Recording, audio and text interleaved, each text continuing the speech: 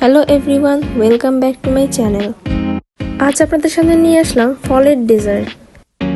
প্রথমেই আমি half litre liquid দুধ জ্বালিয়ে ঘন করে নিলাম। তার মধ্যে দিয়ে দিলাম 1 কাপ গুঁড়া দুধ।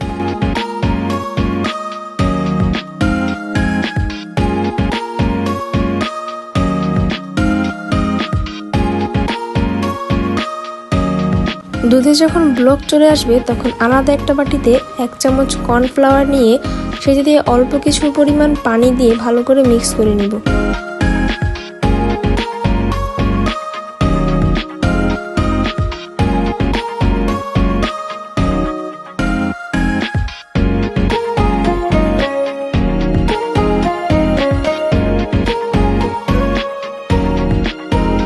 তারপর দুধটাকে ভালো করে জ্বালিয়ে নিয়ে উঠিয়ে নিব। অন্য একটা পাত্রে বেশি করে পানি ফুটিয়ে নিয়ে তার মধ্যে 1 কাপ সাবুদানা দিয়ে দিব।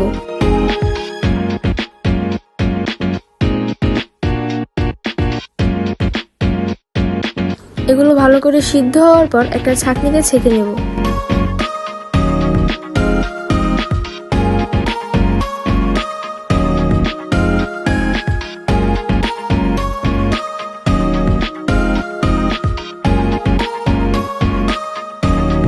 ভালো মতো ছাঁকা হয়ে গেলে তার মধ্যে অল্প অল্প ঠান্ডা পানি দিয়ে ভালো করে ধুয়ে নেব।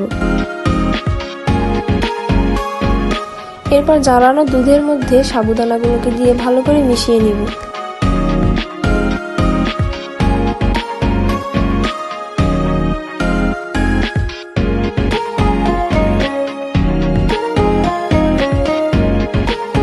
তারপর তার মধ্যে দিয়ে দিব 1 বাটি আপেল কুচি, 1 বাটি আঙুর কুচি, 1 বাটি আনার, 1 বাটি কলা কুচি, 3-4টা খেজুর কুচি, 4-5টা কাঠবাদাম কুচি।